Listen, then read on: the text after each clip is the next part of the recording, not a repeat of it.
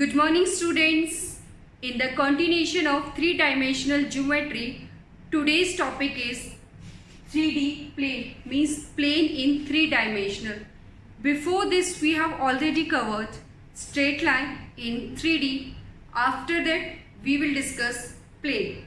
बच्चों, प्लेन को पढ़ने से पहले आपको स्ट्रेट लाइन का कंसेप्ट क्लियर होना चाहिए. अगर किसी बच्चे का वो क्लियर नहीं है तो पहले स्ट्रेट लाइन की वीडियोस देखें, आफ्टर दैट वो प्लेन को स्टडी करना स्टार्ट करें, क्योंकि प्लेन के अंदर हमारा स्ट्रेट लाइन यूज होता है. तो जब तक आपको स्ट्रेट लाइन के कंसेप्ट क्लियर नहीं होंगे आपको प्लेन समझ नहीं आएगा. तो जो हमारा थ्री डायमेंशनल ज्योमेट्री है उसको हमने 3 पार्ट्स में डिवाइड किया है. फर्स्ट पार्ट में हमने पढ़ा था straight line in space, means straight line in 3D. Now in the second part we will discuss about plane, and in the third one we will discuss plane and line together. तो बच्चों start करते हैं plane. तो plane होता क्या है? देखो, plane को अगर हम डिफाइन करें, plane is any flat surface. Plane क्या है? अब ये हमारा जो बोर्ड है, board is also a plane. Board हमारा क्या है? प्लेन है. तो प्लेन के अंदर बच्चों होता क्या है? प्लेन हमारा एक फ्लैट सरफेस है. कंडीशन क्या होती है फ्लैट सरफेस की? It is a flat surface which can be extended indefinitely in any direction. Can be extended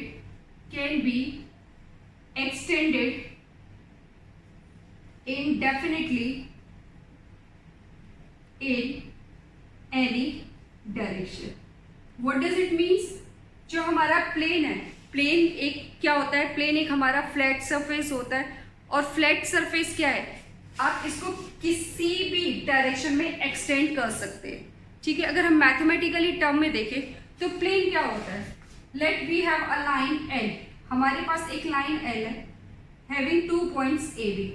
अगर आप किसी भी लाइन पे कोई 2 पॉइंट्स लेते हो और उनको ज्वाइन करते हो कहीं भी, आप, ये आपका एक बोर्ड है, अगर इस बोर्ड पे मैंने कहीं भी 2 पॉइंट्स लिए, लेट दीज आर 2 पॉइंट्स, और इन पॉइंट्स को मैंने ज्वाइन किया तो एक लाइन फॉर्म हुई जिसका नाम है एल.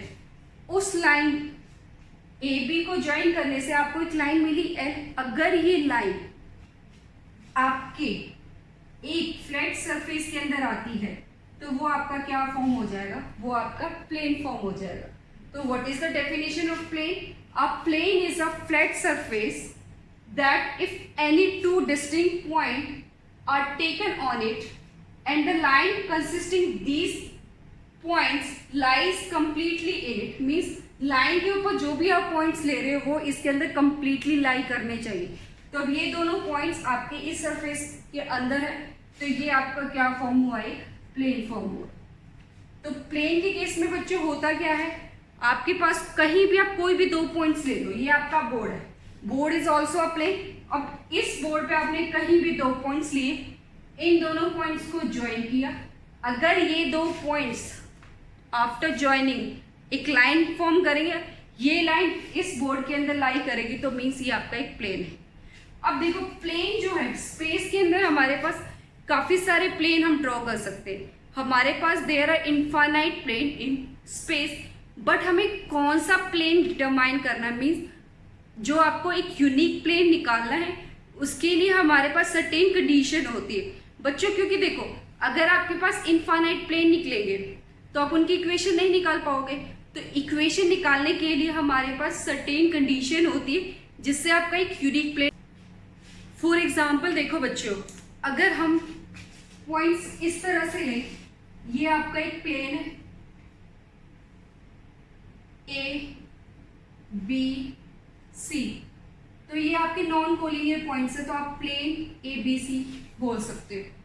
अगर हमारे पास ये पॉइंट्स कोलिनियर हैं ए बी सी, उस केस में ये आपका प्लेन ए बी सी नहीं होगा. क्यों नहीं होगा? क्योंकि बेटा हम जो पढ़ेंगे अब यूनिक प्लेन के बारे में पढ़ेंगे. अगर हम इन पॉइंट्स को कोलिनियर ले लेते हैं, यहाँ आपके पास एक पॉइंट है ए, एक पॉइंट बी है और एक पॉइंट सी है. A B C, these 3 points are collinear. ये आपके कोलिनियर पॉइंट्स है. अब यहाँ से देखो बच्चों, ए बी सी से हमारे पास कितने पॉसिबल प्लेन हो सकते हैं? काफी सारे प्लेन हो सकते हैं, बट हमने पॉसिबिलिटीज दिखाई. This is P1, P2, P3, P4। हमने कितने प्लेन्स ड्रॉ कर दिए? P4। यहाँ से आपके इन्फाइनाइट प्लेन्स जाएंगे, ये तो मैंने आपको समझाने के लिए 4 प्लेन्स ड्रॉ किए। अब बेटा कोलिनियर पॉइंट से अगर आपके पास इतने सारे प्लेन आ रहे हैं तो आप इक्वेशन कैसे निकालोगे? तो ये तो पॉसिबल नहीं है।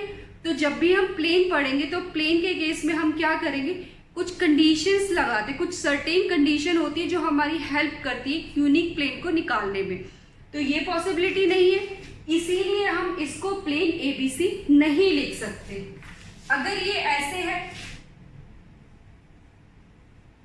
This is A, B, C या D, तो हम इसको ABC बोल सकते हैं, B, C, D कह सकते हैं। यहां से देखो हमारे पास क्या क्या प्लेन पॉसिबल है। तो अगर आप प्लेन बना सकते हो तो प्लेन की नेमिंग कैसे करेंगे? प्लेन ABC पॉसिबल है, बट ABD जो है आपका एक लीनियर, एक कोलिनियर पॉइंट्स है। ये क्या है आपके collinear points, these 3 points line on a same line. तो यहां से जो आपका प्लेन है, प्लेन ABD, ये फॉर्म नहीं हो सकता। क्यों नहीं हो सकता? क्योंकि यहां से आपको कोई यूनिक प्लेन नहीं मिलेगा। कोलिनियर जो पॉइंट्स होते हैं वहां से हमारे इनफाइनाइट प्लेन्स पास होते हैं। ठीक है बच्चों, तो ऐसे ही अगर हम देखें प्लेन BCD पॉसिबल है, आपका प्लेन BCD पॉसिबल है, बट ABD आपका पॉसिबल नहीं है। तो इतना क्लियर हुआ। तो फर्स्ट आपने चेक किया प्लेन क्या है। प्लेन के लिए कंडीशन ये है कि हमारे पास जो पॉइंट्स होने चाहिए वो कैसे होने चाहिए? नॉन कोलिनियर पॉइंट्स होने चाहिए। अब बेटा देखो कंडीशन क्या होती है किसी भी प्लेन को यूनिकली डिटरमाइन करने के लिए। अब ये था आपका बेसिक कंसेप्ट। अब आता है आपका, a plane is determined uniquely, a plane is determined uniquely if, first condition क्या है? फर्स्ट कंडीशन है हमारे पास, अगर हमें ओरिजिन से लेकर उस प्लेन की डिस्टेंस गिवन हो और उस प्लेन के परपेंडिकुलर एक वेक्टर गिवन हो। बेटा याद रखना, कोई भी प्लेन है आपका, प्लेन के अंदर आपके पास काफी सारी लाइन है, ये लाइन है, ये लाइन है, ये लाइन है, ये आपकी रैंडमली प्लेन के अंदर लाई कर रही है। अब बेटा देखो जितनी भी लाइंस प्लेन के अंदर होंगी वो एक कॉमन लाइन के परपेंडिकुलर होगी। मींस इस लाइन के परपेंडिकुलर एक, इस प्लेन के परपेंडिकुलर एक लाइन होती है, एक वेक्टर होता है, उसको हम बोलते हैं नॉर्मल वेक्टर। वो क्या है हमारा? नॉर्मल वेक्टर है। वो क्या है? What is this? Normal vector. A common line is always perpendicular to whole the line which all the lines which are lying in plane which is known as normal vector। तो आपके पास plane, ये क्या है आपका? ये हमारा एक plane है, ये क्या है? This is a plane. अब ये देखो, ये आपका प्लेन 1 है, ये आपका प्लेन 2 है। तो हर प्लेन के परपेंडिकुलर एक वेक्टर होता है। इस प्लेन के परपेंडिकुलर क्या होगा? ये आपका एक प्लेन है, इस प्लेन के परपेंडिकुलर जो वेक्टर होगा उसको हम क्या बोलेंगे? नॉर्मल वेक्टर बोलते हैं। उसको हम क्या बोलते हैं? नॉर्मल वेक्टर बोलते हैं। तो ये आपको याद रखना है कि प्लेन के केस में एक वेक्टर होता है जो ऑलवेज परपेंडिकुलर होता है to the plane which is known as normal vector.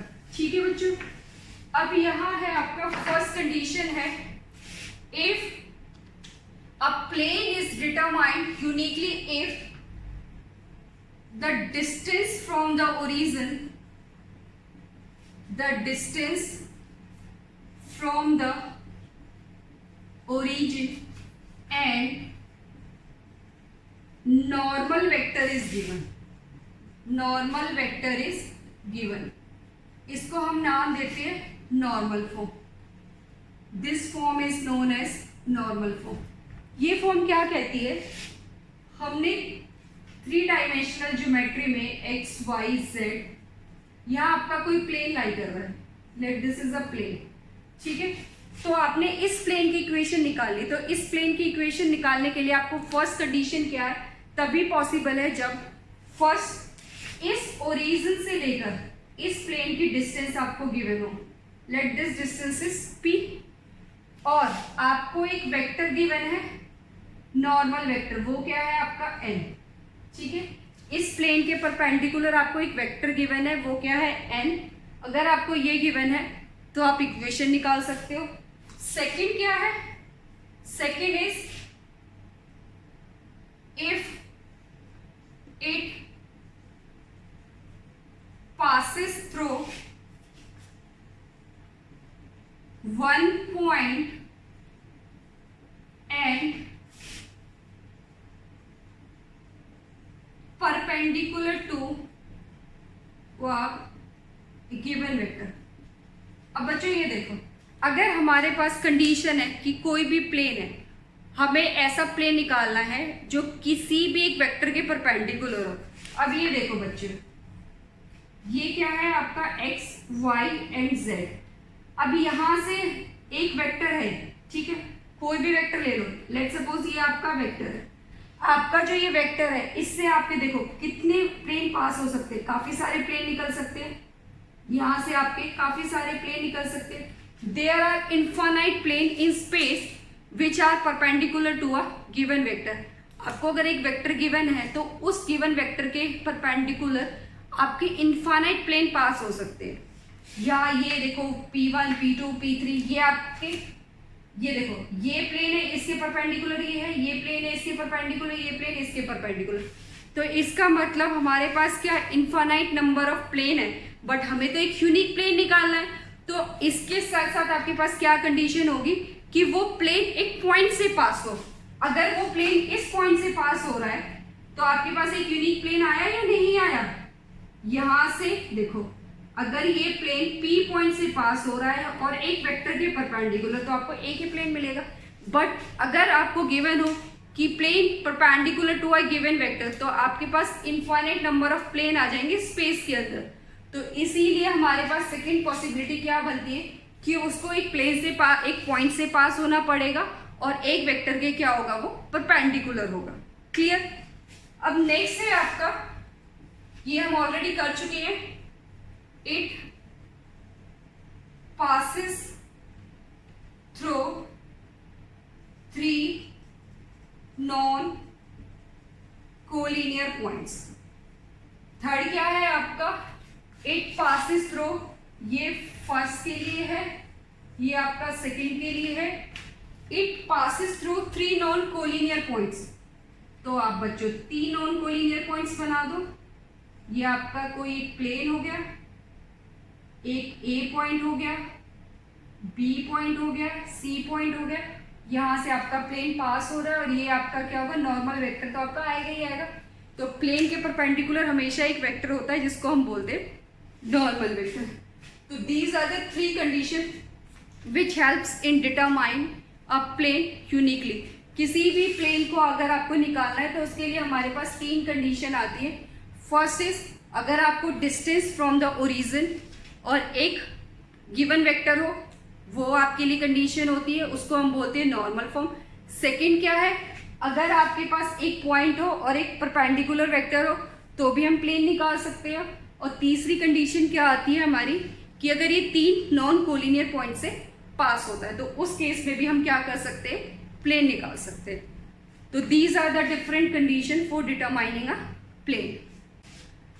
बच्चों let's derive all the equations one by one. हमारे पास जो 3 कंडीशंस थी, अब प्लेन की इक्वेशन हम कैसे ड्राइव करेंगे। तो फर्स्ट कंडीशन क्या थी कि अगर हमें नॉर्मल गिवन हो और डिस्टेंस फ्रॉम ओरिजिन गिवन हो तो उसको हम क्या बोलते थे, नॉर्मल फॉर्म। तो अब इस केस में हमारे पास प्लेन की इक्वेशन क्या आती है, इसको हमने बोला है नॉर्मल फॉर्म। तो सबसे पहले आप लोग क्या करोगे, एक प्लेन ड्रॉ कर लो, ड्रॉ अ प्लेन। अब प्लेन में क्या है आपका, एक वेक्टर होता है जिसको हम बोलते हैं नॉर्मल वेक्टर, जो प्लेन के परपेंडिकुलर है, ये आपको गिवन है। The normal to the plane is given, ये क्या है आपका, नॉर्मल टू द प्लेन। और सेकेंड आपको क्या गिवन है, डिस्टेंस फ्रॉम द ओरिजिन। तो यहाँ हम कहीं एक ओरिजिन ले लेते हैं, ये आपका x, y एंड z। जब भी आप इक्वेशन निकालोगे बच्चों, तो इक्वेशन निकालने के लिए हमारे पास एक जनरल पॉइंट होना चाहिए। तो हम प्लेन पे कहीं भी एक जनरल पॉइंट अज्यूम कर लेते हैं। Late this is P having position vector R। तो अब ये देखो, पोजीशन वेक्टर आप ऑलरेडी वेक्टर में पढ़ चुके हैं। तो किसी वेक्टर कोई भी पॉइंट उसकी पोजीशन आप कहाँ से लेते हो, ओरिजिन से। तो ये जो है आपका ओपी वेक्टर, ओपी वेक्टर क्या है आपका, OP vector is equal to R, position of P point which lies anywhere in plane with respect to O. ये हो गया आपको ओरिजिन, ठीक है। अब उसके बाद देखो हमने क्या करना है, ये जो है आपका, ये देखो ये क्या है, ओरिजिन से ये परपेंडिकुलर है आपका किस पे, प्लेन के ऊपर। अगर हम इसको ऐसे लाइन को ज्वाइन कर दें, ये अगर हम इसको नाम दे देते हैं आपका, इसको थोड़ा और एक्सटेंड कर लो प्लेन को, ये आपका हो गया, ठीक है। अब ये जो पॉइंट है ये आपका ओ है, इसको हमने नाम दे दिया एम, इसको नाम क्या दे दिया एम। अब बेटा ये देखो, ये अगर आपका प्लेन है, दिस इज योर प्लेन, ये आपका प्लेन है, इसके परपेंडिकुलर जो है वो आपका क्या होता है, नॉर्मल वेक्टर। ये इसके परपेंडिकुलर है, अब ये भी देखो इसके परपेंडिकुलर है। तो जब भी हम प्रोजेक्शन की बात करें, ये क्या है आपका ओपी, आपका है आर वेक्टर, ठीक है, ये है आपका आर वेक्टर। अब देखो ओपी का जो प्रोजेक्शन है आपका इस पे नॉर्मल वेक्टर पे, ओपी का जो प्रोजेक्शन होगा वो नॉर्मल वेक्टर पे क्या होगा, प्रोजेक्शन हम वेक्टर के केस में ऑलरेडी पढ़ चुके हैं। प्रोजेक्शन क्या है, आर वेक्टर का प्रोजेक्शन हम कहाँ चेक करेंगे, एन वेक्टर पे। तो हमें क्या मिलेगा बेटा, यही मिलेगा। ये डिस्टेंस क्या है हमारी, इसको हमने नाम दे दिया P. What this distance is, इसको हमने नाम दे दिया, ये जो डिस्टेंस है यहाँ से यहाँ तक, इसको हमने क्या नाम दे दिया है, पी। तो आपने निकालना है प्रोजेक्शन ऑफ आर, मतलब projection of OP on an. ये क्या होगा आपका, क्या होगा बच्चों, प्रोजेक्शन किस पे निकालना है हमने, आर का निकालना है नॉर्मल वेक्टर पे। तो ये क्या होगा, आर वेक्टर डॉट किस पे निकाल रहे हो आप, इस पे एन वेक्टर पे। तो आप उसके मैग्नीट्यूड से उसको डिवाइड करोगे। ये किसके इक्वल है आपका, पी के इक्वल है। ये किसके इक्वल है, पी के इक्वल। तो ये तो हमको पता है, ये होता है क्या, किसी भी वेक्टर को उसके यूनिट वेक्टर से अगर हम डिवाइड करते हैं तो वो क्या बनता है, नॉर्मल वेक्टर। तो R vector dot N cap is equal to, R vector dot N cap is equal to P. तो अब यहाँ देखो बच्चों, ये तो है हमारा नॉर्मल वेक्टर, ये क्या है हमारा नॉर्मल वेक्टर, और एन कैप क्या है मेरा, यूनिट वेक्टर। एन कैप क्या है, यूनिट वेक्टर। अब इसको देखो ऐसे समझो, ये हमारे पास एक रूम है, ठीक है, रूम है, हमने रूम की जो रूफ है टॉप, उसको कंसीडर किया, उसको एक प्लेन ले लिया, ठीक है। तो अब ये देखो जो हमारा रूफ है और इसका कोई भी कॉर्नर ले लो, उसको ओरिजिन बना दो, उसको क्या बना दो, ओरिजिन बना दो। इस रूफ पे आप कहीं भी एक पॉइंट ले लो, ये क्या है आपका, late this is a roof, ये क्या है आपकी रूफ है, ठीक है, ये आपका रूफ है ऐसे समझो। और हमने एक पॉइंट ले लिया वॉल का, वो हमने क्या बना दिया, ओरिजिन बना दिया। तो अब ओरिजिन से लेकर यहाँ पे आपने कोई भी पॉइंट लिया है रूफ के ऊपर, वो आपका क्या है, जनरल पॉइंट, वो है पी। तो पी से ओ तक आपका एक पोजीशन होगा, पोजीशन वेक्टर, उसको हमने नाम दे दिया आर। अब बेटा ये देखो जो आपका ये है, उस पॉइंट से लेकर आपने प्लेन पर एक परपेंडिकुलर डिस्टेंस ली, जिसको हमने क्या नाम दे दिया था, पी। और इस रूफ के ऊपर आपका एक नॉर्मल वेक्टर होगा, उसको हम क्या बोलते हैं, एन वेक्टर। वो क्या है हमारा, एन वेक्टर। तो आपने इस तरह से इसको विजुलाइज करना है, एक रूम ले लो और वॉल का एक कॉर्नर को आप पॉइंट बना दो, उसको ओरिजिन लेके चलो और उस तरह से देखो, इस रूफ पे कहीं एक पॉइंट लाई कर रहा होगा, कहीं भी ले लो, पी पॉइंट आपका कहीं भी लाई कर रहा है, ठीक है। तो अब ये क्या है आपका आर वेक्टर, ये तीन टर्म्स आपकी यूज हुई है। आर वेक्टर क्या है, any point in the roof, आपका रूफ के अंदर कोई भी पॉइंट जो होगा, ठीक है, वो आपका क्या होगा, आर वेक्टर होगा। एन कैप क्या है, ये आपका यूनिट वेक्टर है जो मेरा इस प्लेन के क्या है, परपेंडिकुलर है। और पी क्या है, perpendicular distance of the plane from the origin. इतना क्लियर। तो ये हम ड्रॉ कर लेते हैं। आर क्या है आपका, position vector of any general point on the plane. Next है आपका N cap, this is unit vector which is perpendicular to the plane. और नेक्स्ट है आपका P, perpendicular distance of the plane from the origin, from the origin. तो इस form को हम बोलते हैं normal form. This form is known as normal form. Clear हुआ बच्चों? तो नॉर्मल फॉर्म क्या है आपका? नॉर्मल फॉर्म के अंदर एक प्लेन पे कोई भी पॉइंट होगा जिसका पोजीशन वेक्टर आप आर लेके चलोगे। उसके बाद एन कैप क्या है आपका? यूनिट वेक्टर है जो प्लेन के परपेंडिकुलर होगा। ये प्लेन है, इसके परपेंडिकुलर आपका जो वेक्टर है यूनिट वेक्टर, उसको बोले हैं एन कैप। बट ये एन कैप और एन वेक्टर में डिफरेंस है बेटा। This is normal vector and N cap is unit vector. N cap आपका कब बनेगा? इसकी डायरेक्शन में अगर आपको एन कैप चाहिए, एन कैप कब होगा? जब आप उसको वेक्टर को उसके मैग्नीट्यूड से डिवाइड कर दोगे। ये हम ऑलरेडी पढ़ चुके हैं वेक्टर के केस में। और इसमें पी क्या है आपका? परपेंडिकुलर डिस्टेंस है प्लेन की, कहाँ से? ओरिजिन से। क्लियर? अब इसी को हम करेंगे किस फॉर्म में? कार्टेशियन फॉर्म में। नेक्स्ट है हमारा कार्टेशियन फॉर्म। तो कार्टेशियन फॉर्म में जो हमारे पास इक्वेशन बनती है वो किस फॉर्म में आती है? एक्स वाई जेड की फॉर्म में। वो किस फॉर्म में होती है बच्चों? एक्स वाई जेड की फॉर्म में। तो इसी के अंदर हम नेक्स्ट पढ़ेंगे कार्टेशियन फॉर्म। Cartesian form. तो कार्टेशियन फॉर्म में हमारे पास क्या है?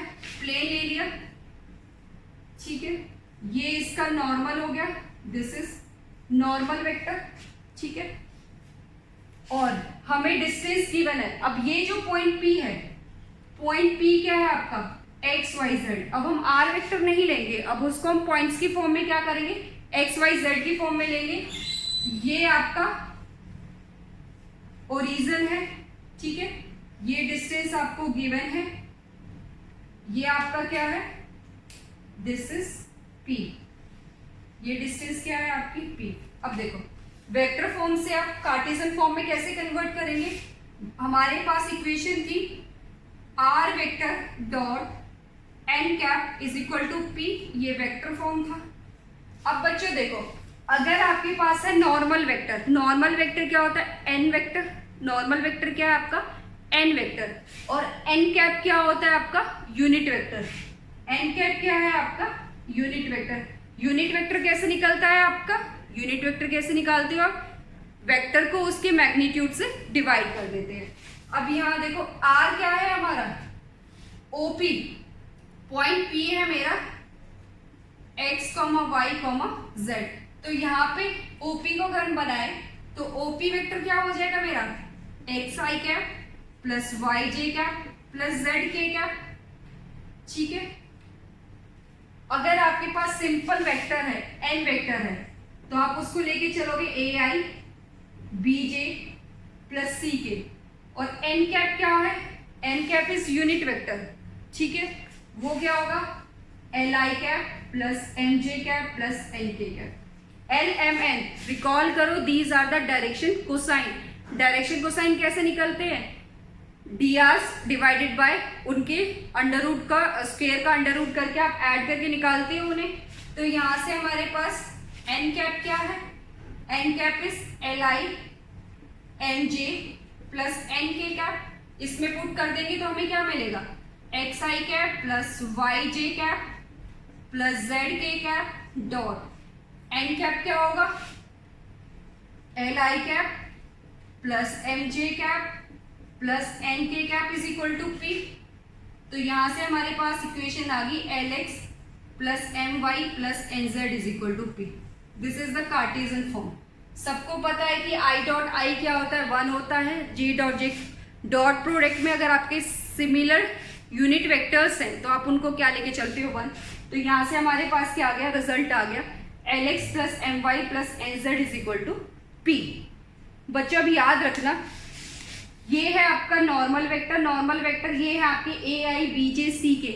अगर हम जनरल इक्वेशन की बात करें, जनरल इक्वेशन ऑफ प्लेन वो होती है हमारी a x plus b y plus c z is equal to d, where a B c are the d hours.